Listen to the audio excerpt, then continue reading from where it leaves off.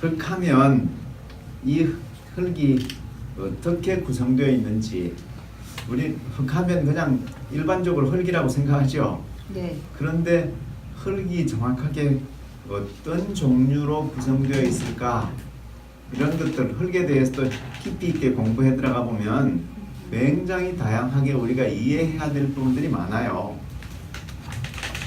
네, 분석을 하는데, 토양 분석을 하는 데를 보면 첫 번째는 화학적 분석을 해요. 화학적 분석. 이거는 pH 농도, 산도가 얼마나 되는지, 흙 속에 이게 pH 농도라고 수소 이온 농도가 얼마나 되는지 이것을 알아보는 방법도 있고요. 그 다음에 그 속에 흙 안에 유기물이 얼마나 들어있을까, 이것도 살필 수도 있고, 또 흙 속에 각종 미량 요소에 해당되는 또 무기물, 유기물뿐만 아니라 무기물도 알아보는 것이 이게 화학적 분석이에요. 그러니까 이 토양 속에는 질소질이 많이 있다, 없다, 칼슘이 하나도 없다, 뭐 이렇게 볼 수 있는 거거든요. 근데 미량 요소들은 굉장히 다양한 것들이 많이 있어요. 그건 이제 다음에 나올 테니까 한번 좀 보고. 그 다음에 물리성 분석, 그러니까 화학적 분석은 화학적 성분을 알아보는 것이고, 물리적 분석은 그 흙이 가지고 있는 보이는 것 중에서 몇 가지를 보게 돼요. 토성, 그러니까 토양의 성질도 보고, 토양의 성질, 그 다음에 토심, 땅이 얼마나 깊은지, 사용할 수 있는 작물이 이용할 수 있는 땅이 얼마나 깊은지 얕은지 이걸 볼 수도 있고, 그 다음에 물 빠지는 것, 수분을 유지하거나 물이 빠지는 것들을 이걸 이제 알아볼 수 있는 그런 분석이 있어요. 그 다음에는 세 번째로는 생물학적 분석이라는 것이 있는데, 이 생물학적 분석에는 그 속에 살고 있는 생물이 얼마나 될까, 이런 것들을 살피는 거죠. 미생물이 살고 있을 수도 있거든요. 대부분의 땅에는 미생물이 살고 있습니다. 그런데 많지 않아요. 근데 어디에 미생물이 살고 있을까요? 일반적으로 땅 속에 어디에 미생물이 살고 있을까? 아니, 흙 안인데, 일반적인 흙 안에 아무데나 미생물이 살고 있지 않아요. 어디에 살고 있을까, 미생물이? 유기물이 있는 곳에 살아요. 유기물이 있는 곳에. 그러니까 땅 속에 있는 유기물이 어떤 거예요? 한번 생각해 보세요. 땅 속에 있는 유기물이 어떤 것일까?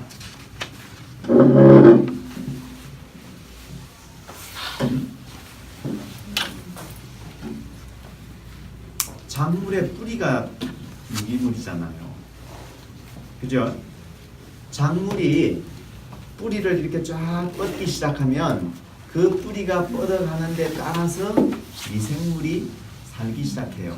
미생물도 따라 들어가서 작물의 뿌리에서 나온 것들을 일부분 먹고 살아요. 그러니까 미생물은 살만한 집이 있거나 먹이가 있을 때 살 수 있는 것이지, 완전 아무런 영양분도 없는 유기물질이 없는 거의 모래땅 혹은 진흙땅, 이런 곳에 미생물이 살 수 있을까? 못 살아요. 네. 그러니까 살 수 있는 곳에 살게 되는 거죠. 미생물도 있을 수 있고, 선충도 있을 수 있고, 또 그런 선충을 먹으려고 지렁이도 있을 수 있고, 또 땅속에 뭐가 있어요? 땅강아지. 땅강아지나 두더지도 있죠. 그 다음에 개미도 많이 살아요. 네. 또 우리가 알지 못하는 각종 막 벌레들이 살거든요. 근데 그 벌레들이 살려고 하면 뭐가 있어야 된다고? 벌레들. 미생물. 유기물이 있어야 돼요. 이제 유기물이 있지 않은 한 살기가 쉽지 않습니다. 먹을 것이 있어야 되는 것이거든요. 그런 미생물이 살 수 있도록 하는데 제일 좋은 방법이 뭐라고요? 퇴비. 퇴비도 있고, 퇴비만 가지고는 부족하고, 우리가 제가 제일 강조하는 거잖아요. 뭘 해주라? 질서. 뭘 해줘야 미생물이 가장 많이 살 수 있다? 우리 땅에서? 네, 낙엽 덮어주기죠. 낙엽 덮어주기. 풀을 덮어주거나 낙엽을 덮어주어야 미생물이 그걸 자기 집이라고 생각하고 와서 살 수 있다는 거예요. 네. 그건 이제 앞에 더 나올 것이고, 자, 이렇게 분석하는 방법이 몇 가지 있어요. 그래서 이제 그 분석법에 따라서 분석을 해봤어요. 그랬더니 흙의 종류, 토성이라고 해요. 흙의 종류와 좋은 작물들, 이것만 알아도 굉장히 우리에게 중요한 내용이거든요. 점질토가 뭐예요? 점질토. 차르. 네, 찰흙. 그냥 뭐지? 찐득찐득한 흙이에요. 찐득찐득. 네, 옹기 같은 거 할 수 있는. 네, 그렇죠. 끈적끈적한 흙, 진흙을 말합니다. 점질토. 물과 양분을 간직하는 능력이 굉장히 뛰어나요. 어디 흙이 제일 진흙이 많죠? 어디에? 논에 많죠. 논에.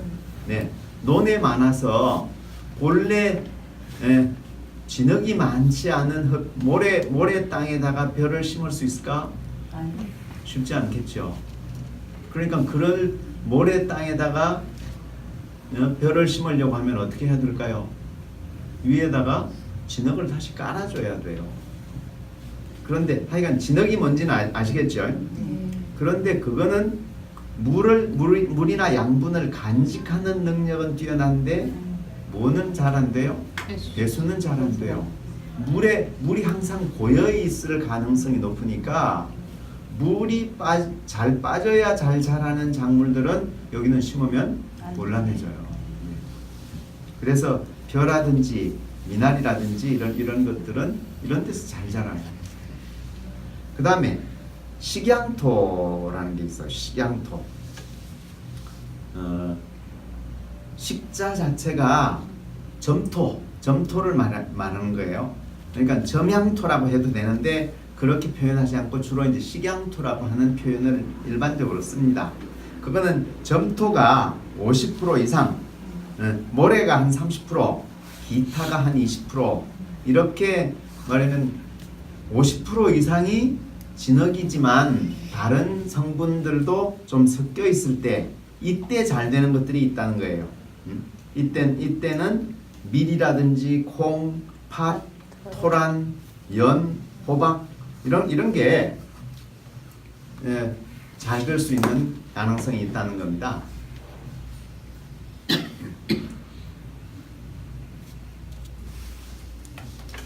자, 그 다음에는 세 번째는 양토. 양토는 그야말로 점토질과 모래, 마사가 40%, 기타가 20% 정도 이렇게 되는 반반쯤, 그러니까 진흙도 한 반, 모래도 한 반 정도 되는 그런 땅이라는 거죠. 이게 작물의 생육에 제일 좋은 토양이래요. 일반적으로. 모든 작물에게는 아닙니다. 일반적으로 작물 생육에 아주 좋은 토양인데, 그러니까 이런 것들은 배수도 잘 될 수 있고 또 혹은 그 수분을 보유하는 능력도 적당할 수 있고 뭐 다 대부분 적당해요. 이런 때 잘 자라는 것이 복숭아나 배, 가지, 배추, 기타 야채들도 이런 땅에서 잘 자라요. 자, 그 다음에 사양토. 사양토는 모래가 좀 많고 그렇다고 또 진흙이 없는 것도 아니고 진흙이 한 30%쯤 있는 땅. 그런 데는 생육과 수확이 굉장히 빠를 수 있어요. 진흙 땅에는 양분은 많이 있지만 뭐 이게 배수나 또 혹은 뿌리가 숨을 쉬는 데는 힘들기 때문에 생육이 이렇게 빠르지 않다는 거예요. 그래서 이런 땅에는 보리나 땅콩, 고구마, 토란, 당근 이런 것들이 아주 좋습니다. 그 다음에 사질토, 모래흙, 완전 모래흙에는 배수가 양호해요. 수분 간직은 힘들어. 그런데 이런 데는 완전 모래흙에서는 땅콩이 가끔 자라기도 하지만 그래도 전혀 그 진흙 성분이 없는 곳에서는 땅콩도 자라기가 쉽지 않을 수 있어요. 그래서 이럴 때는 이제 버드나무가 이제 잘 자랄 수 있는데 토성이라고 했을 때 여기 보면 점토는 0.002mm 이하의 그 흙을 말해요. 그러니까 이게 비비면 0.002mm 정도면 어떻게 될까? 거의 먼지처럼 없는 것 같아요. 네, 그 밀가루 같은 네. 그런 정도를 점토라고 하고요. 미사가 무슨 뜻이죠? 미사? 모래. 네, 모래. 가는 모래라는 뜻이잖아요. 가는 모래. 가는 모래는 0.002에서 0.5mm 정도 되는 이런 모래를 가는 모래라고 해요. 가는 모래도 있을 수 있고요. 근데 일반적으로 모래라고 했을 때는 0.05 내지 2mm 정도, 2mm 정도 그런 걸 모래라고 해요. 그보다 더 크면 뭐라고 그러죠? 자갈. 네, 자갈골이라고 불러요. 그러니까 요 구별이 이제 명확해질 수 있죠. 네, 그래서 이게 이런 정도의 흙의 성질이 뭐냐에 따라서 점질토, 식양토, 양토, 사양토, 사질토 이렇게 부를 수 있다는 거예요. 그 다음에 흙의 성질을 다시 한번 또 그 구별해 보면 산성 토양과 중성 토양, 알칼리성 토양으로 이렇게 나누어 줄 수 있습니다. 근데 우리 그 연구기관에서 우리나라 땅들을 조사를 해봤더니 산성 토양이 대부분이라는 거예요. 엄청 많이 산성화되어 있는 그런 모습을 볼 수 있는데 산성 토양도 몇 가지로 다시 나눠요. 몇 가지로 나눠서 약한 산성, 미산성이라고 그러는 pH 6.1에서 6.6, 그 다음에 약산성 5.6에서 6.1, 강산성은 5.1에서 5.6까지 이렇게 나뉘어진다는 겁니다. 그 흙의 성질 보면 제가 오늘 사실 이 페트병을 가지고 온 이유가 뭔지 아세요? 오늘 사실은 흙을 가지고 한번 실험을 해보려고 5개나 가지고 왔는데, 그러니까 제대로 이게 되자면 오늘은 시간이 안 돼서 못할 수도 있어요. 근데 다음 주라도 해보겠습니다. 그러니까 완전히 모래흙, 그 다음에 또 그 우리가 그름 주고 키우는 우리 텃밭흙, 그 다음에 또 뭐 다른데 공원흙, 또 혹은 하우스흙 이런 것들을 한 5가지 종류를 갖다 놓고서 흙을 분석해 볼 수 있는 거예요. 그러니까 육안으로 분석해 볼 수 있고, 그 다음에 또 그걸 갖다가 흙을 어차피 그 물을 통과시킬 거거든요. 물을 통과시키면서 얼마만큼 수분이 빨리 내려가는지 아닌지도 볼 수 있고, 그 다음에 제가 산성도를 측정할 수 있는 페이퍼를 가지고 왔기 때문에 그 페이퍼를 갖다 대면 이게 얼마나 이 땅이 산성화됐는지 안 됐는지를 측정할 수 있어요. 그래서 그렇게 보면 웬만큼 과학적 데이터를 말하자면 전문 기관에 의뢰하지 않는다고 하더라도 우리가 육안으로 보고 그 다음에는 간단한 검사지 가지고 할 수도 있고 물을 흘려보낼 수도 있고 해서 검사를 해보면 이 땅의 성질을 좋은 땅인지 아닌지를 알 수 있다는 거예요. 그러니까 그런 것인데, 하여간 산성 토양도 미산성, 이거는 산성이긴 하지만 아주 미미한 산성, 그 다음에 약산성, 강산성 이렇게 내려가요. 그런데 강산성에서 더 가면 무슨 산성이 될까요? 강산성이 몰라요. 강강산성이에요. 네. 네, 그거는 아예 얼마로 5 이하로 내려갈 때는 강강산성이 될 수 있다는 겁니다. 네. 그런데 그렇게 되면 그런 땅에서는 정말 작물이 자라기가 어려워지게 돼요. 가장 좋은 땅은 어떤 땅일까요? 가장 좋은 땅은 약알칼리. 네, 그러니까 중성 땅입니다. 중성? 중성 땅. 중성 땅인데 약알칼리성 땅은 이것도 괜찮은 땅이에요. 그런데 땅보다는 사람일 경우에는 어떨까요? 야갈까지상. 약알칼리성이 사람에게는 가장 좋은 체질이에요. 그러니까 사람도 면역력이 그 사람이 면역력을 가지고 있다 아니다 판단은 뭘로 따져요? 주로 이 pH 농도를 가지고 따져요. 그 사람의 피가 산성이면 어떻게 될까요? 산성이면 병에 노출되는 거죠. 네, 병에 노출될 가능성이 굉장히 높아요. 그런데 비해서 그 사람의 체액이 피나 오줌이나 또 혹은 그 몸 안을 돌고 있는 수분이나 이런 것들이 체액은 거의 pH 농도가 비슷해요. 그런데 그런 체액이 약알칼리성 있는 사람이라면 어떻게 될까요? 건강한 거죠.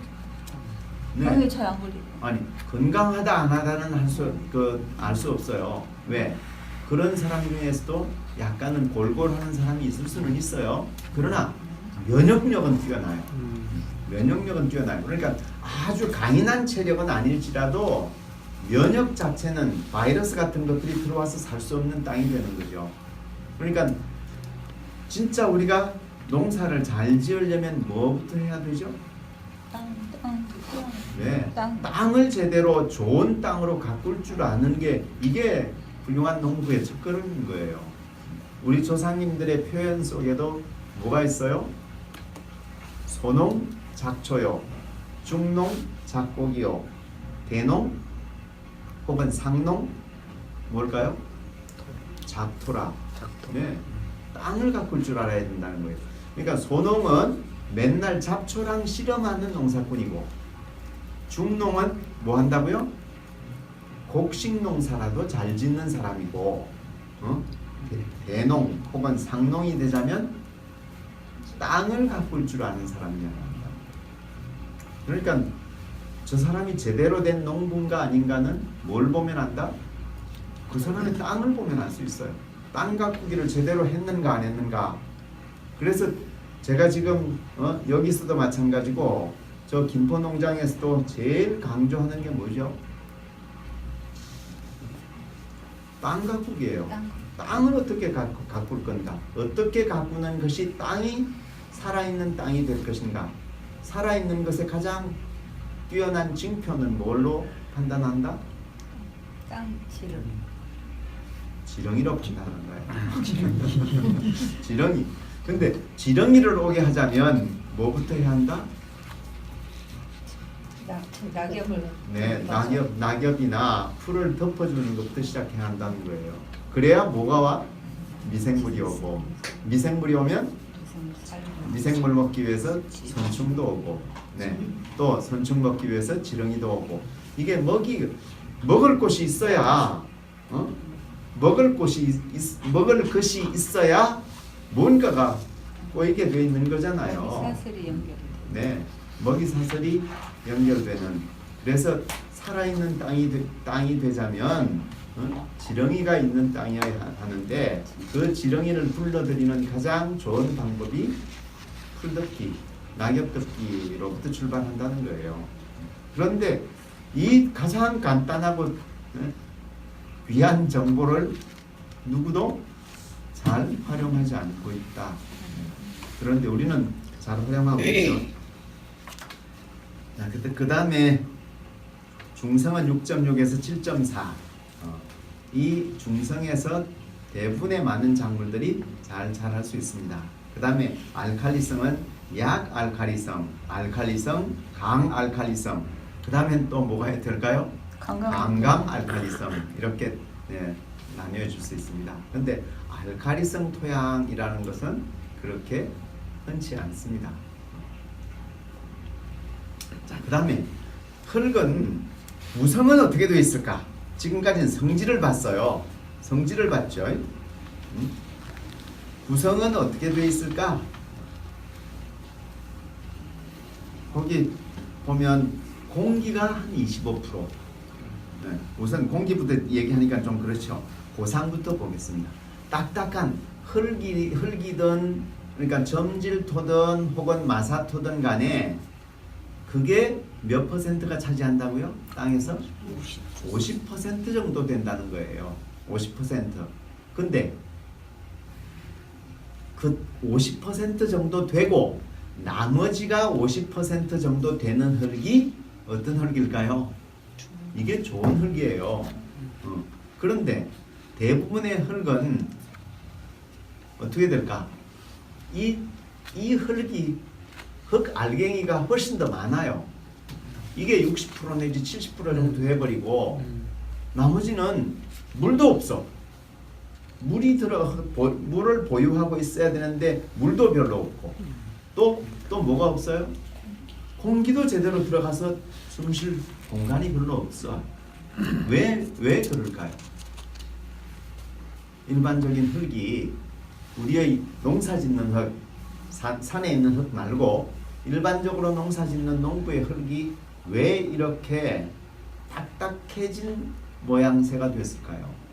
산소가 돼서 그럴까요? 산소가 인공적인 뭐 비료나 이런 것 사용해서. 네. 그 안에 말하자면 고상 중에서도 고상, 액상, 기상, 고상 이렇게 나눌 수 있죠. 한문으로 표현하면 액체와 액체도 있고 흙 속에는 기체도 있고 또 고체도 있습니다. 근데 고체 중에서 유기물이 많으면 많을수록 어떻게 될까요? 공기도 또 혹은 수분도 많아질 수 있어요. 그런데 유기물이 거의 별로 없다는 거예요. 우리 그 유기농가를 인정할 때 유기물이 어느 정도 돼야 한다고요? 5%. 네. 5% 흙 속에 5%의 유기물이 있을 때 이걸 유기농가로 인정해줘요. 그런데 일반적으로는 얼마라고요? 3% 미만, 2% 3%밖에 안 돼요. 그러니까 유기물이 10%쯤 되면 그때는 공기나 물이 정말 많이 다닐 수 있는 그런 공간이 생기는 데 비해서 유기물이 워낙 적기 때문에 유기물이 적으면 뭐도 적어요? 광물질들도 적을 수밖에 없어요. 무기물도 적을 수밖에 없어요. 그래서 흙의 구성은 이렇게 고상이 50%, 수분이 한 25%, 공기가 25% 정도 되는 것이 가장 좋은 구성입니다. 그 다음에 다섯 번째로 흙의 구조를 보면 호달 구조. 호달 구조의 대표적인 게 뭐죠? 우리 흙 가운데서? 보통 흙, 네, 그러기도 하지만 대표적인 것은 진흙도 호달 구조가 있고 모래알도 호달 구조가 있을 수 있죠. 근데 모래 속에도 유기물이 많아지게 되면 그 모래들이 어때요? 따로 알갱이로 따로 놀지 않고 덩어리가 지기 시작해요. 덩어리가 쓱 지기 시작해요. 그리고 진흙 땅도 마찬가지로 여기에 유기물이 들어가게 되면 진흙이 혼자 따로 놀지 않고 단단하지 않고 이렇게 약간씩 스폰지처럼 엉켜지기 시작해요. 그래서 엉켜진 흙은 때알 구조 혹은 입단 구조라고 하고요. 낱개가 하나하나씩 그냥 아무런 유기물이 없어서 그냥 쭉 들어서 올리면 모래 그냥 주르륵 흘러버리듯이 그렇게 된 것을 단립 구조 혹은 홑알 구조라고 이렇게 불러요. 홑알 조직. 그래서 이런 그 두 가지 흙의 구조가 종류가 있는데 이것은 홑알 조직은 흙 입자가 작고 토양 공극 말하면 그 흙과 흙 사이에 공극이 별로 없어요. 그것이 아주 작고 통기성도 별로 잘 안 되고 배수도 불량해요. 그러니까 고체가 많다는 거죠. 다른 것들이 비집고 들어갈 여지가 별로 없어요. 그러니까 이런 데는 뿌리가 뻗어하기가 참 힘들어. 너무 딱딱해서. 그런 데 비해서 지렁이가 살아있는 땅, 그런 데는 흙입자가 크고 큰 토양 공급이 생겨요. 통기성도 좋고 보수성도 좋아서 작물이 뿌리를 뻗기가 굉장히 쉬워요. 좋아해요, 작물들이.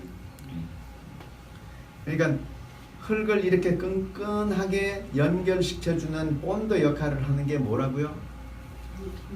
유기물이에요. 유기물이 들어가지 않으면 땅은 좋은 땅이 되기가 어렵습니다. 그리고 또 논 같은 경우에는 석회가 또 그 역할을 좀 해줍니다. 그래서 토양 계량제로 많이 쓰는 것 중에 하나가 석회인 거죠. 석회. 자, 지금까지 이제 흙이 어떤 것인지를 봤는데, 나쁜 땅의 대표적인 예가 산성토양인 거죠. 산성토양. 산성화되면 어떻게 될까요? 아예 여기는 토양의 때알 구조가 붕괴된다고 했는데, 때알 구조가 돼 본 적이 없을 수도 있어요. 한 번도. 왜? 뭘 많이 쓰면 산성화될까요? 비료. 네, 비료를 계속 사용하면, 퇴비가 아닌 비료를 계속 사용하게 되면 땅은 이게 본드 역할을 해줄 게 없어요. 그런데 작물은 자라요. 뿌리는 많이 뻗지를 못해요. 왜? 아무리 비료를 줘봤자 땅이 워낙 딱딱해지기 때문에 뿌리를 뻗는데 굉장히 힘들어요. 그리고 그 안에 있던 미생물이라든지 또 혹은 지렁이 같은 경우는 비료를 주면 어떻게 될까요? 대부분 죽어버려요. 네. 그러니까 거의 토양이 살아있질 못해요. 토양의 때알 구조도 붕괴되고 영양이 점점 결핍해요. 양분 유효도, 양분이 흙 속에 들어있기는 해도 이게 작물이 빨아먹을 수 있는 것을 유효도라고 말합니다. 그런데 그 유효도가 점점 저하돼서 중요한 양분 흡수를 못해요. 인산이나 몰리브덴이 항상 부족해. 그래서 작물이 노래탱탱하기도 하고 병이 걸리기도 하고. 그리고 흙이 산성화되면 식물의 뿌리 호흡과 성장에 저해가 돼버려요.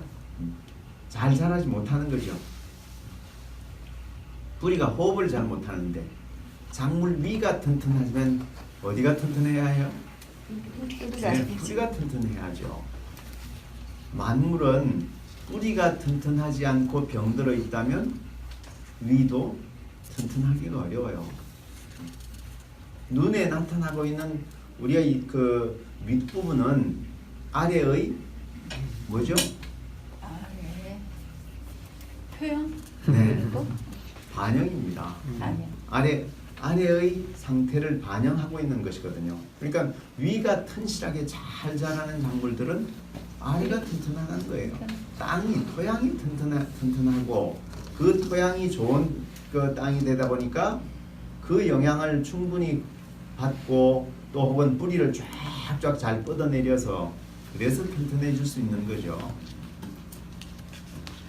유효 미생물은 점점 줄어들고 해로운 미생물들이 증가되기 시작해요. 이게 산성화된 땅의 모습입니다. 그 다음에 이상하게도 그 산성화된 곳에는 알루미늄이 많이 녹아서 독성이 증가될 수 있답니다. 아마 이건 그 각종 플라스틱을 사용하는 이런 일반적인 농가들의 모습 때문일 것이고요. 플라스틱이 알루미늄은 아니잖아요. 그러긴 한데 그 성분이 그 속에 이렇게 그 녹아드는 모양입니다. 녹아드는. 네. 이제 비닐을 치는 거 안 좋네. 네, 비닐을 사용하게 되면 결국은 그 땅이 제대로 숨을 쉬지 못하고 산소화될 수밖에 없어요. 고하래도 이제 좀 나오는데 제가 그 하나를 더 추가해야 될 것 같긴 하네요. 자, 이렇게 해서 땅이 산성화되면 토양의 수명이 단축돼 버려요. 땅은 영원할 것 같지만 죽어 있는 땅이 되는 것은 그거는 그 영원하지 못해요. 생명력이 있는 땅일 때 영원해질 수 있는 거죠. 그래서 토양도 나름대로의 생명력이 있어야 이게 그 오래 살아갈 수 있지. 안 그러면 토양으로서의 작물을 키울 수 있는 토양으로서의 가치가 사라져 버리게 되는 겁니다. 자, 흙을 산성화시키는 요인이 뭘까요? 흙을 산성화시키는 요인. 비료 가다 사. 네, 비료를 많이 사용하게 되면 그렇게 되죠. 특히나 이제 질소질을 과다하게 사용할 경우에 또 그렇게 됩니다. 이때 질소질이라는 것은 퇴비 중에서도 질소질을 과다하게 쓰게 되면 또 산성화될 가능성이 높다는 그게 거예요. 무슨 말이에요? 비료는 어떤 비료나 다 비슷해요. 질소, 인산, 칼이 뭐든지 간에 비료는 대부분 땅을 산성화시키는 요인이고요. 근데 퇴비를 넣으면 어느 정도는 산성화를 막을 수 있잖아요. 그런데 퇴비 중에서도 질소질이 많이 든 퇴비를 또 많이 넣게 되면 너무 많이 주게 되면 어떻게 된다고요? 산성화될 가능성이 높다. 질소질이 많이 든 퇴비를 예를 들어 보세요. 어떤 게 있을까요? 복합 비료는 뭐예요? 그건 비료예요. 복합 비료는 질소질과 인산질과 칼슘질을 카리질을 같이 섞어서 적정하게 배합해 놓은 것을 복합 비료라고 해요. 그래서 그 열매 있는 거도 그런 거 조금만 주면 된다고 그랬어요. 네, 제 질문 이해했어요? 네, 예. 질소질이 많이 있는 퇴비가 어떤 거예요? 복합 비료. 인분. 인분? 네, 인분은 별로 쓰는 사람들이 없고, 안 쓰죠. 네, 닭똥, 돼지똥이에요. 소똥은 어때요? 좀 훨씬 적어요. 그러니까 제일 질소질이 많은 게 뭐라고요? 닭똥이에요. 근데 닭똥을 이걸 발효시키지 않고 말하면 네. 이제 다음에 이제 퇴비 얘기할 때 나오겠지만 퇴비가 좋은 퇴비가 되자면 뭐와 결합해야 한다고요? 질소질과 또 탄소질이 결합해야 한다고 그랬죠. 탄소질이. 그런데 탄소질은 별로 결합시키지 않고 질소질로만 된 닭똥을 잔뜩 땅에다가 넣는다면 어떻게 될까요? 산성화된다는 말이에요.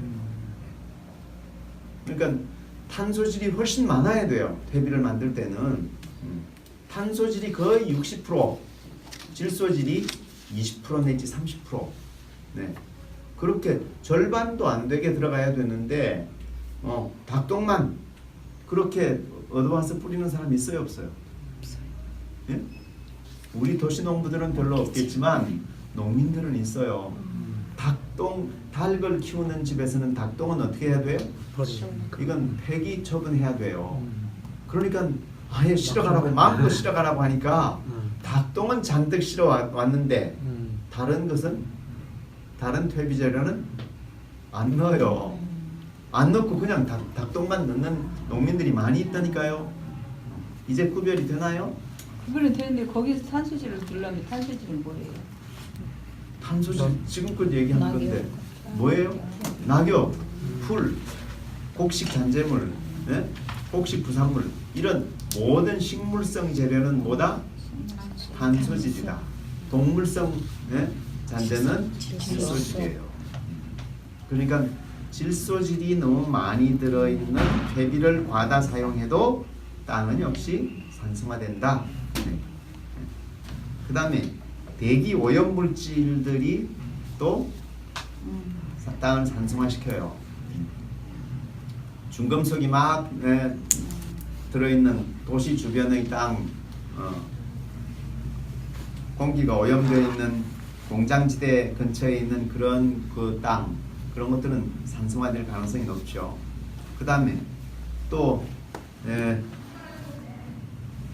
그런 것들이 대기 오염으로 들어 산성화되기도 하지만 아예 산성비로 내리는 경우도 많이 있어요.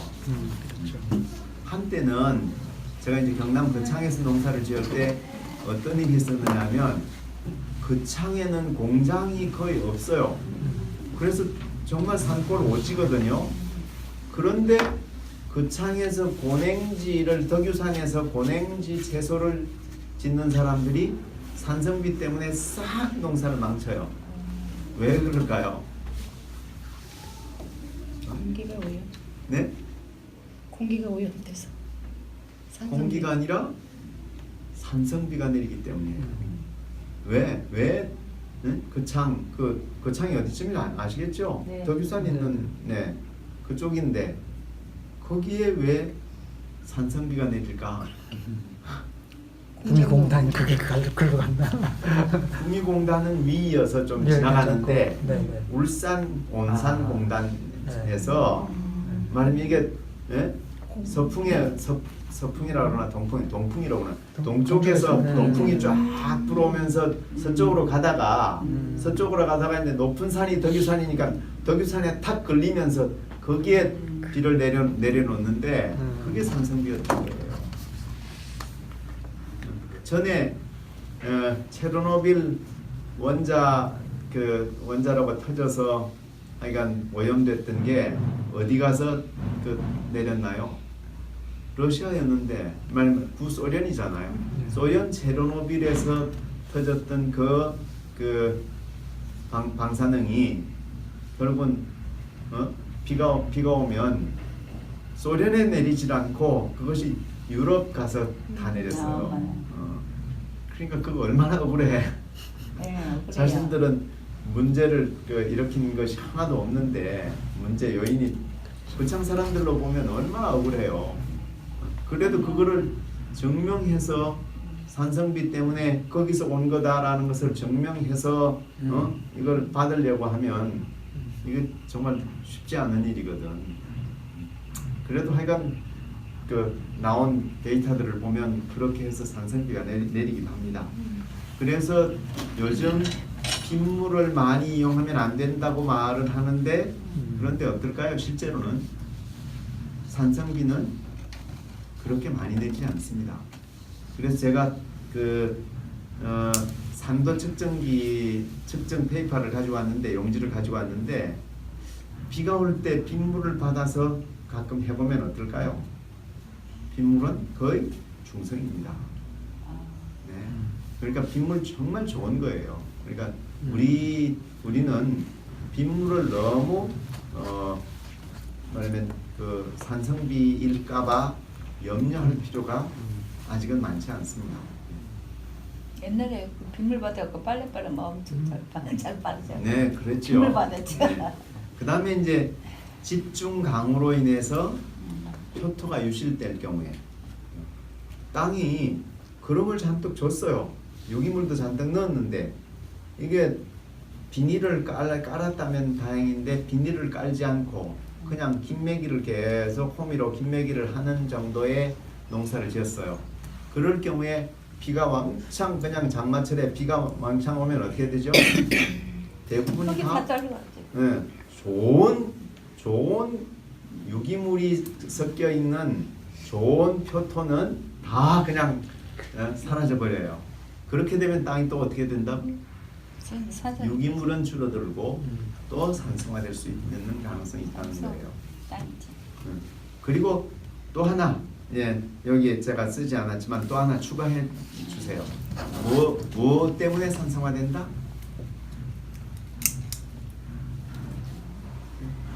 뭐 때문에 땅이 숨을 잘 못 쉰다?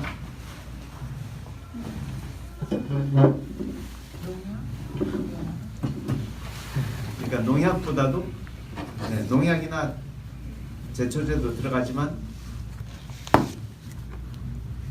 비닐 멀칭, 비닐 멀칭을 하게 되면 땅이 훨씬 산성화될 가능성이 높아지는 거죠. 그 두 개를 추가하겠습니다. 6번은 비닐 멀칭, 7번은 농약과 제초제. 농약과 제초제를 사용하면 또 어떻게 돼요? 산성. 네, 산성화될 수밖에 없어요. 제초제를 치게 되면 그나마 막 풀들이 자라서 그 풀 아래 그 뿌리에 붙어있던 풀 속에 있던 미생물 뿌리에 붙어있던 미생물들이 제초제 싹 뿌려놓으면 어떻게 되죠? 싹 죽고 싹 죽죠. 모기사슬들도 그리고 싹 만들지. 그 안에 있던 미생물들 다 죽고 나면 유기물도 또 사라지고 결국은 땅은 또 산성화될 수밖에 없어요. 기프트버스에 그 네. 입구에 거기 주차장 상고지인데 거기 네. 제초제 뿌리더라고요. 네. 그래서 저도 오늘 그거 가서 확인하고서 얼마나 마음이 아픈지 몰라요. 제발 이제는 자기가 돌보지 않을 곳은 그 우리한테 맡겨놔야 되는데 제가 전화를 해서라도 이제 더 이상 제초제 그 땅에서는 우리가 풀 정리 싹 해드릴 테니까 제초제 뿌리지 말라고. 거기 그두개 약간 언덕에 비닐 멀칭도 했고 네. 제초제도 뿌려놨고 그러더라고요. 참 잘했네. 그게 거긴- 일반적인 교수님이 딱 제작감인데 안 왔어? 그게 그러니까 땅 주인은 지금 아파서 아파서 병원에 지금은 퇴원을 했는지 모르겠는데 하여간 배에 무슨 질환이 생겨서 그 병원에 입원을 했을 때 제가 이제 가서 봤고요. 근데 동생과 부인이 주로 농사를 한대요. 그런데 그 동생분이 와서 뿌린 것 같다고 옆에 분이 얘기를 해주시던데 하여간 그 저희 기대와 이렇게 달라서 다른 건 농약 치는 건 뭐 하더라도 그들의 방식이니까 그러나 제초제는 정말 우리가 다 관리를 해드릴 테니까 걱정하지 말라고 얘기를 좀 해야겠어요. 말씀을 드려야 됩니다. 여기 공부를 오라고 그래요. 그러면 되지 뭐. 제초제 갖고 난리가 아닌데 지금. 네. 밀가루도 먹지 말라게 거기는 GMO는 아닌데 제초제 때문에 먹지 말라고 하더라고요. 자, 오늘 그 이제 흙이 어떤 것인지 흙에 대한 것들을 이렇게 많이 좀 이해를 하실 수 있게 됐죠. 네. 그런데 이제 흙만 알았는데. 네, 좋은 흙 중에서 이제 좋은 흙을 만들려면 어떻게 해야 되는지, 좋은 흙은 어떤 흙을 말하는지 이 얘기를 이제 다음으로 좀 보겠습니다.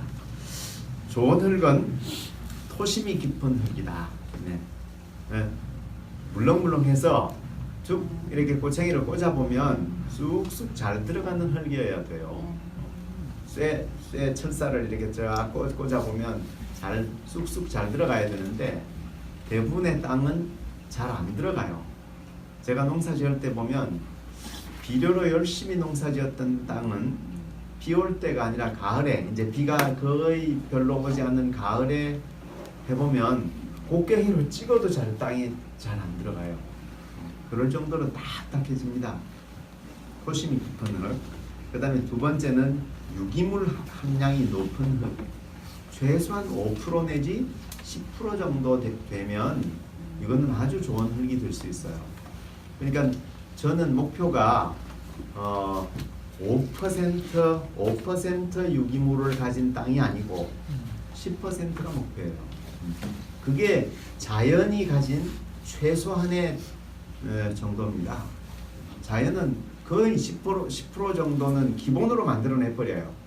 그런데 농부는 열심히 노력하지 않으면 10% 유기물을 가진 땅을 만들기가 굉장히 어려워요.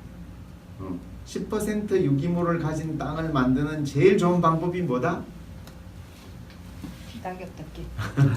네, 낙엽 덮기예요. 낙엽을 왕창 갖다 덮어놔 보세요. 그러니까 퇴비는 우리 김포특밭에 뿌린 사람들, 퇴비는 5.5m 한 두둑에 얼마를 뿌렸어요? 한 포 뿌렸어요. 근데 낙엽 덮기를 하면 얼마나 들까요? 지금 제가 똑같이 그 퇴비 뿌린 퇴비 포대로 덮기를 하거든요.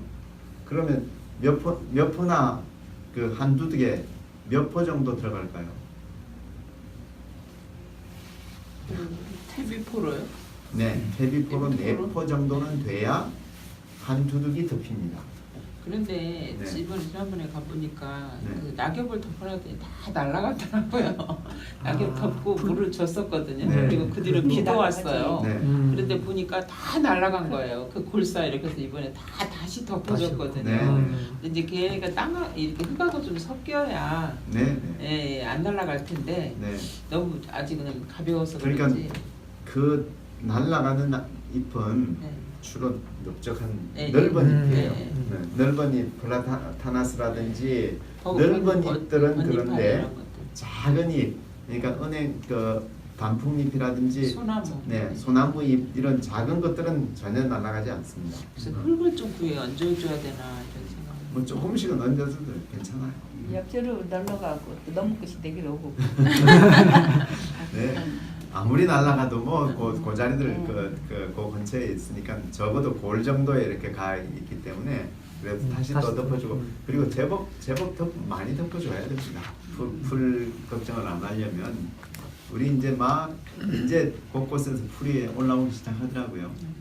이제 그 효과를 조금만 지나면 다 이제 느끼기 시작할 겁니다.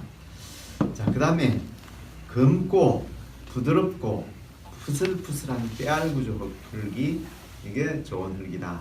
이거 뭐 부정할 이유가 없죠. 네.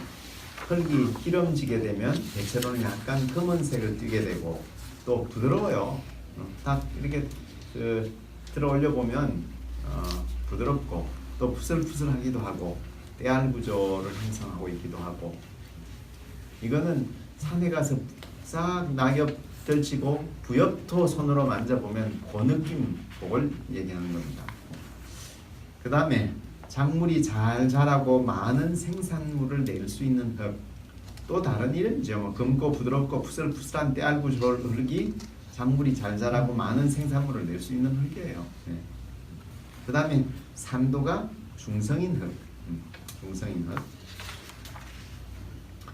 그 다음에 지렁이가 살고 있는 흙. 그러니까 다양하게 이렇게 조명을 해보는 겁니다. 좋은 흙의 구성은 점토질이 한 35%, 미사가 한 35%, 모래가 한 20%, 그 다음에 유기물이 한 10% 정도. 이렇게 되면 아주 좋은. 네, 정말 좋은 흙이 20% 될 수 있어요. 이상적인 흙이죠. 그리고 햇볕이 잘 드는 땅이어야 하고. 자, 뭐 이 정도면 어떤 것이 좋은 흙인지 대충 이제 구별이 가능할 수 있을 거예요. 그렇다면 이런 좋은 흙을 만드는 방법이 뭘까? 네? 뭐죠? 딱이었다. 네, 유기물 덮어주기인데 유기물 중에서 그 퇴비는 아닙니다. 예. 퇴비는 덮어줘도 그 퇴비는 땅 속으로 들어가도 되고 위에 그냥 그 낙엽보다 더 아래 있어야 되는 거죠. 네. 그런데 비해서 이때의 유기물은 아직도 퇴비가 아닌 그냥 낙엽, 꿀, 톱밥, 왕겨, 쌀겨, 볏짚, 밀집, 보리집, 농산 부산물 이런 것들을 그냥 덮어주면 된다는 거예요. 덮어주는 것이 좋은 흙을 만드는 첫 번째고, 그래서 두 번째도 미생물의 집 만들어주기. 미생물의 집을 어떻게 만들어줘요? 유기물을 덮어주면 되는 거죠. 네. 같은 얘기입니다. 그러나 관점을 달리해서 이렇게 바라보는 것이고, 농약과 비료를 사용하지 않아야 돼요. 유기물이 제대로 좋은 흙이 되자면 농약과 비료를 사용하지 않아야 되고, 또 좋은 퇴비를 만들어서 공급해줘야 해요. 이것도 좋은 흙을 만드는 방법이죠. 그 다음에 물을 자주 이렇게 가끔 대주기도 하고 빗물을 받아 쓰기도 하고 이런 것들이 필요합니다. 그래서 저희가 컨테이너가 들어오기는 하는데 지붕이 따로 있지 않아서 말하면 물 받을 수 있는 곳이 별로 없어서 그게 이제 좀 문제이긴 해요. 근데 하여간 저는 가능하면 물바지를 어떻게 만들어서라도 빗물을 물통 몇 개를 놔두고 빗물을 항상 받아서 쓰려고 하는 생각을 하고 있습니다. 그러니까 그 빗물을 사용할 수 있다는 것은 굉장한 축복이에요. 전에 근데 여기다요. 네. 약지겸이 덮어도 괜찮은가요? 괜찮아요. 네. 뭐 커피 또 찌꺼기 네. 더군다나 약 짜고 나온 것 있잖아요. 네. 그런 것들은 아주 좋습니다. 네. 네. 네. 근데 그것도 약 찌꺼기도 너무 오래 쟁여놔가지고 막 나쁜 곰팡이, 썩은 곰팡이가 된 거는 네. 그거는 다시 분해 막 흩어가지고 네. 햇볕에 말려서 올려놔줘야 돼요. 말려서? 네. 안 그러면 병균이 같이 올 수도 있습니다.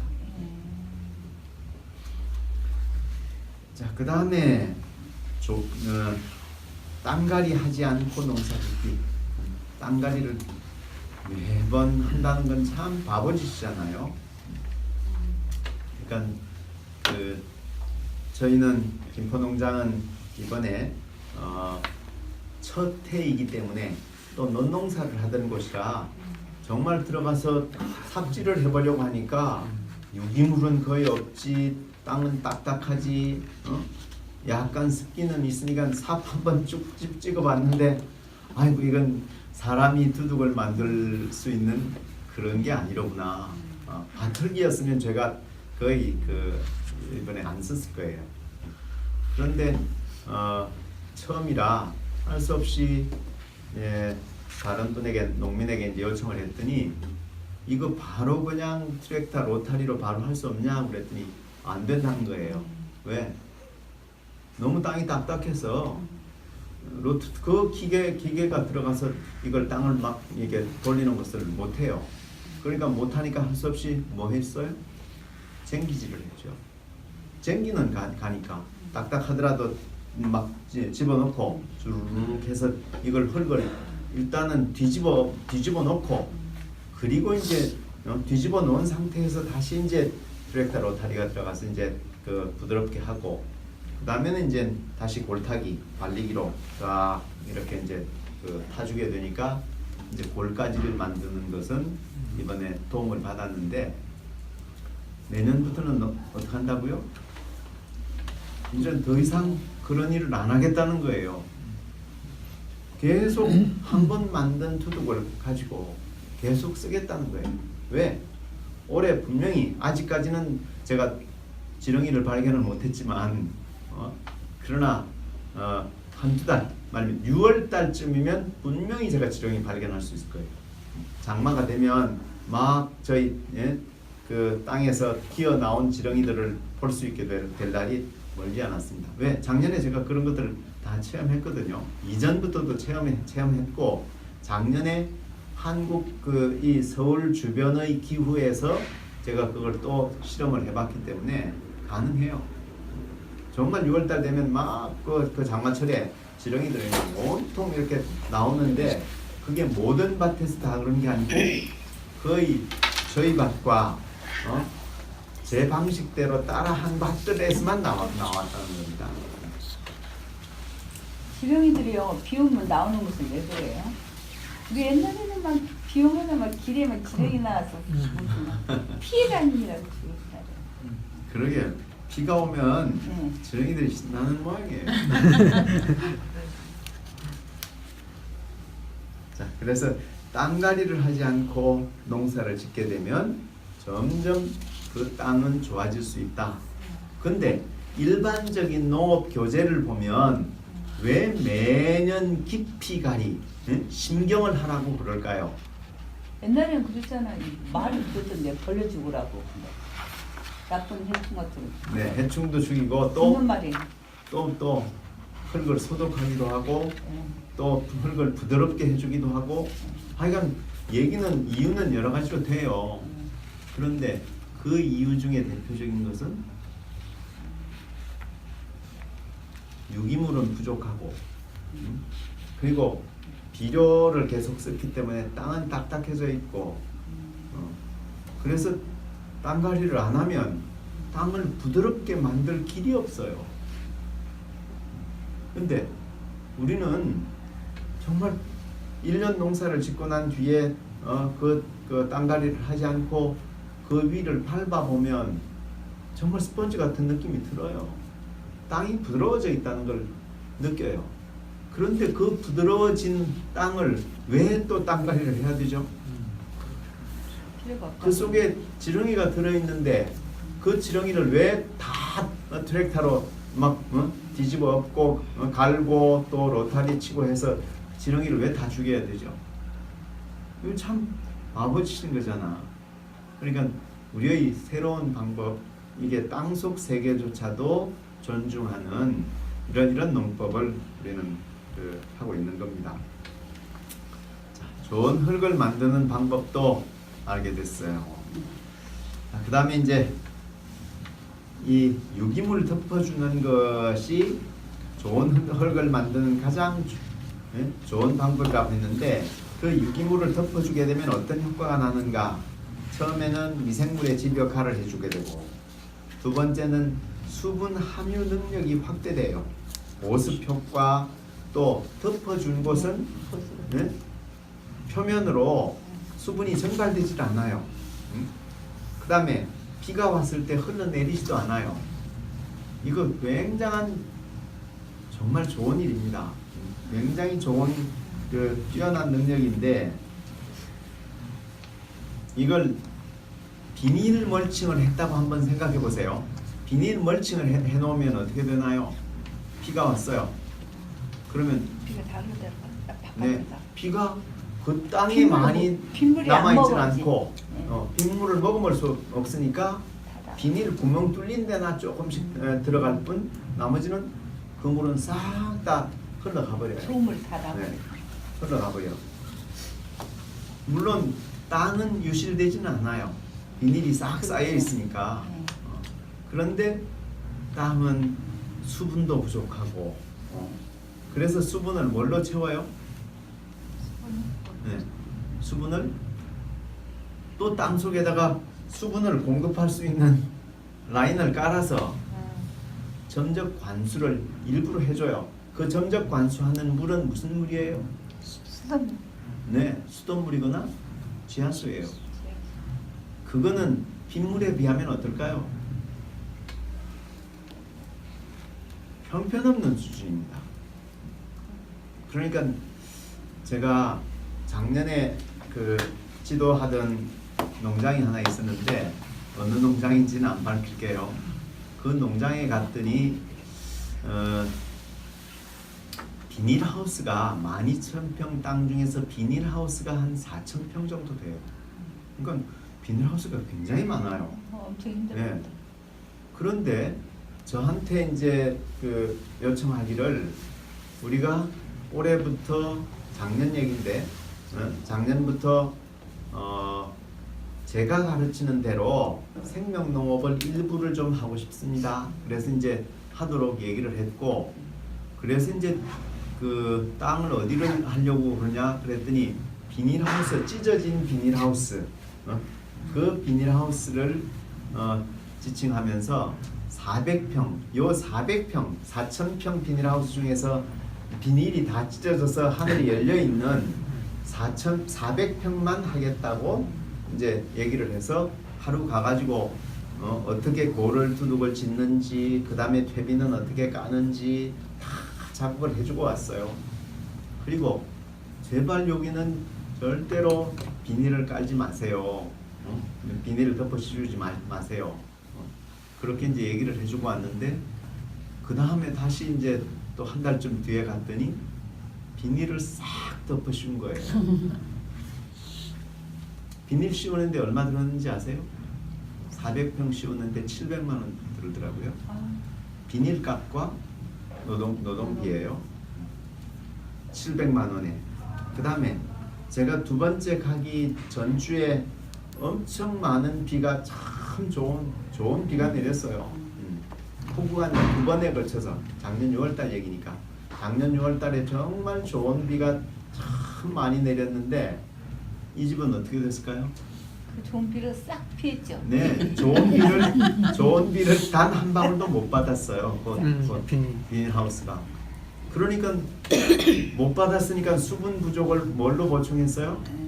지하수, 네, 전기 돌려가면서 지하수 물을 퍼 올려서 싹 또 예, 거기다 공급했어요.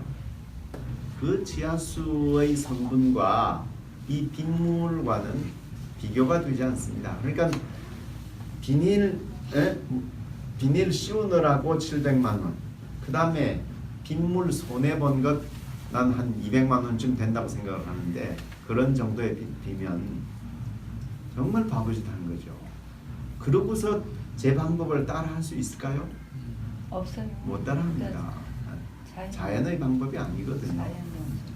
그래서 그걸 보면서 왜 이렇게 하지 말라고 하더라도 돈이 남아 돌아가냐?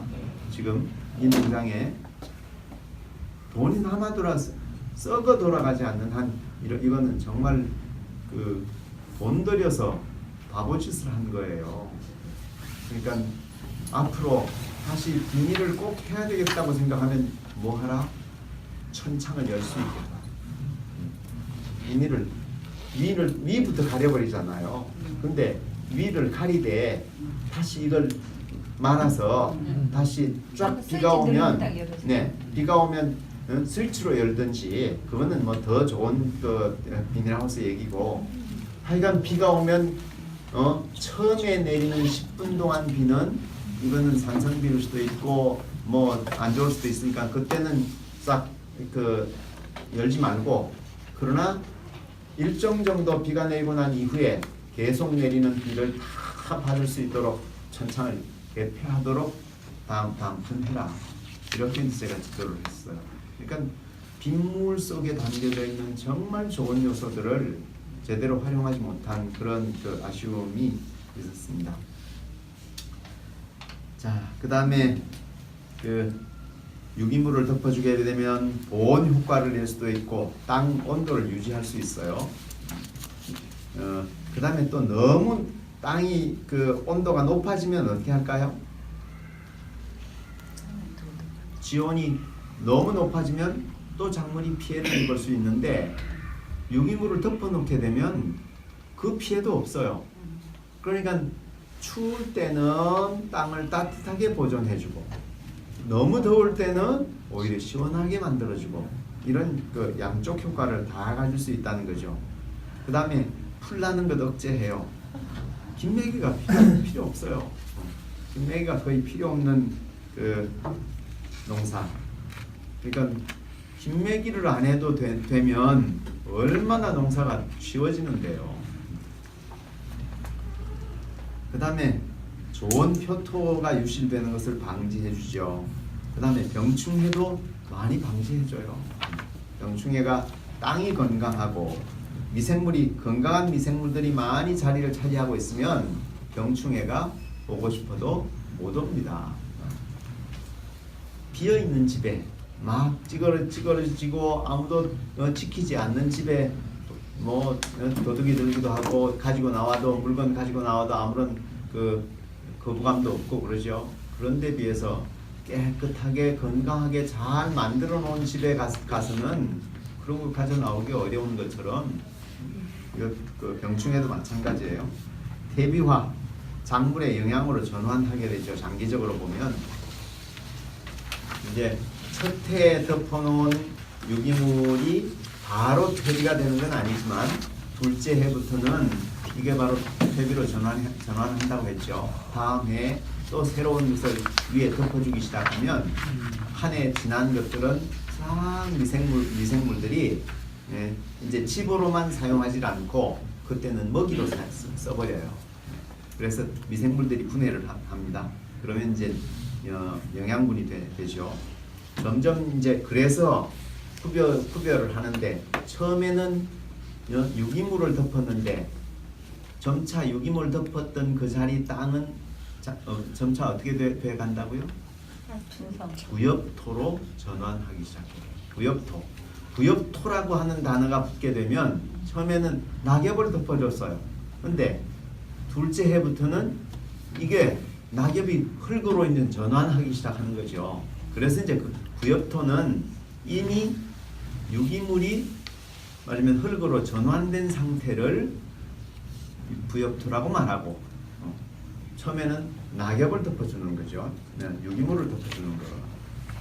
그다음에 이제 햇볕 노출을 막기도 하고 양분 보선 능력이 양분을 유지하고 보호하는 그런 능력이 4배에서 20배 정도까지 높아지기 시작해요. 질소인산 카리, 주로 이제 작물이 제일 많이 필요로 하는 질소인산 카리는 3배 정도 덮어주지 않은 땅에 비해서 3배 정도 그 보습 능력이 뛰어나고 칼슘은 4배 정도로 이렇게 높아져요. 그러니까 똑같은 양분이 흙 속에 있다고 하더라도 이런 것들이 다 도망갈 수 있는데 빗물에 씻겨갈 수도 있고 도망갈 수 있는데 이걸 덮어주고 해서 그런 것들을 잘 보존하고 있다가 이런 것들을 그 작물이 이용할 수 있도록 만들어주는 역할을 한다는 거죠. 자, 그 다음에 지렁이의 유익점. 농경지의 유기물들과 흙을 분해해요. 지렁이는 유기물과 흙을 분해하고 그런 걸 먹기도 해요. 그리고 자꾸 그런 걸 먹고서는 어때요? 똥을 싸주는데 이 지렁이 똥이 기름진 땅, 때알 구조를 만드는 데는 제일 뛰어난 역할을 해요. 때알 구조를 막 만들려고 애를 쓰지 않더라도 지렁이가 있기만 하면 그 땅은 때알 구조가 돼버려요. 그리고 지렁이에게서 나오는 끈끈한 액은 살균 작용도 하고요. 그 다음에 지렁이가 막 기어다닌 땅 속은 어때요? 공기가 불이 어마어마하게 길어요. 그러니까 단위 면적에서 그 한 1m 정도 되는 면적에서 지렁이가 뚫어놓은 불이 몇십 킬로가 돼요. 그러니까 이 굴들이 많으니까 뭐가 잘 되겠어요? 미생물도 잘 자라고 산소도 잘. 네, 통기성이 좋죠. 계속 땅 안이 막 숨을 쉬는 땅이 되는 거예요. 그래서 통기성이 용이해요. 또 작물들이 이거 뿌리를 뻗는데 너무 힘이 안 들어. 쉽게 땅도 물렁물렁해진 데다가 그 다음에 막 구멍이 곳곳에 있으니까 쭉쭉쭉쭉 막 뻗어가는데 굉장히 도움이 되죠. 그 다음에 수분 유지력이 확대되기 시작합니다. 7배 내지 20배 정도의 수분 유지력이 늘어나게 돼요. 작년에 있었던 얘기를 하나만 해드리고 마치겠습니다. 작년 6월에 여전히 제가 이제 서대문구 도시텃밭에서 비가 많이 온 다음 주간에 비가 온 다음 날이었어요. 다음 날 밭에 이제 주말이 돼서 밭에 나가게 됐어요. 사람들이 여럿 왔습니다. 여럿 온 상태에서 밭을 딱 보니까 어땠을까요? 차이가 제가 경작하던 밭과 다른 사람들하고의 밭이 차이 나는 게 딱 눈에 띄는 거예요. 무슨 차이였을까요? 물도 있어요. 네, 배수 문제였어요. 다른 사람들이 경작하고 있는 땅은 낙엽을 덮어놓은 적이 없으니까 어떨까요? 완전히 골이 막 질어가지고 장화를 신고 들어가도 막 덕지덕지 진흙이 달라붙어서 특히 그때는 진흙층이 돼버리더라고요. 좋은 유기물들은 전부 다 골로 씻겨 내려와서 골이 제일 이렇게 나중에 보니까 막 그런 데서는 풀이 막 잡초가 얼마나 무성하게 잘 자라는지 몰라요. 그런 데 비해서 제 땅은 그런 습기가 거의 없는 거예요. 마치 뽀송뽀송한 땅을 걷는 것 같은 느낌이 들 정도로 아주 정말 기분 좋게 신발에 흙 하나 묻히지 않고 작업을 할 수 있는 정도로 아주 좋았어요. 근데 그걸 2번을 딱 경험을 하게 됐는데 워낙 비가 많이 잘 와줬으니까요. 근데 그걸 딱 저 혼자만 본 게 아니라 저도 사진을 2번 다 찍어놨지만 저 혼자만 본 게 아니라 이 강서 쪽에 있는 분들 한 10여 명이 그날 제가 불러서 구경하고 싶다고 그런 얘기를 했더니 정말 눈으로 확인하고 싶다고 해서 왔어요. 와가지고는 직접 와서 확인을 하니까 이게 정말 뛰어난 방법인 걸 알게 된 거죠. 거기서 몇 사람이 뿅 갔습니다. 완전히 그러고서는 아 이렇게 농사해야 되는구나. 그걸 이제 느끼고 간 그런 날들이 있었는데 바로 이제 그런 차이입니다. 다른 사람들은 말하면 떼알 구조가 되지도 못했고 지렁이가 살고 있는 땅이 못 됐으니까 이 비가 막 내린 그 수분을 유지할 수 있는 능력이 없었던 거예요. 근데 제 땅에는 계속 비가 부어도 이걸 다 스펀지처럼 흡수를 다 하고 있어요. 그 다음에는 가물어도 가뭄도 잘 안 타. 그러니까 그렇게 땅을 관리하는 방법이 뭔지 이런 것들을 이제 오늘 그 얘기를 하게 됐습니다.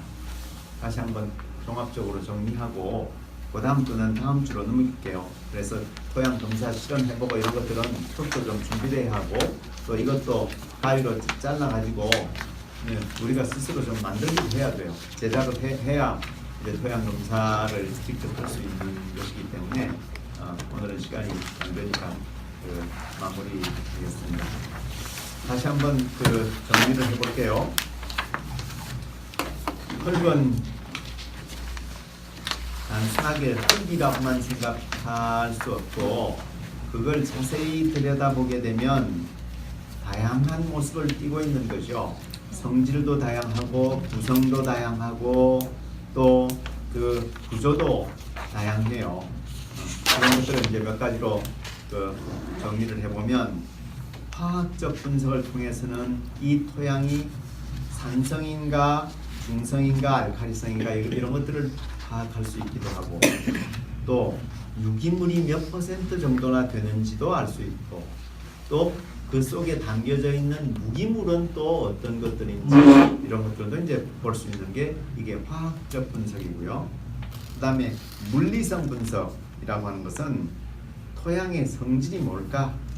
사양토일까? 아니면 식양토일까? 모래흙일까? 진흙일까?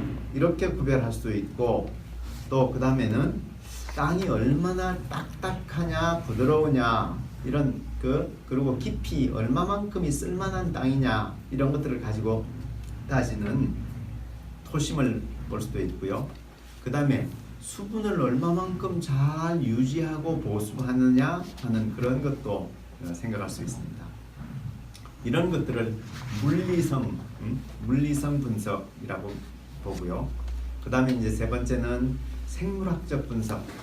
그 속에 미생물은 생명체는 얼마나 살고 있는가, 미생물은 얼마나 되고 선충이나 지렁이, 땅강아지, 두더지, 개미 또 혹은 기타 다른 작은 곤충들, 동물들 이런 것들이 얼마나 있는지 이런 생명체들이 얼마나 살고 있는 땅인지 이런 것들을 보는 것이 생물학적 분석이라고 할 수 있습니다.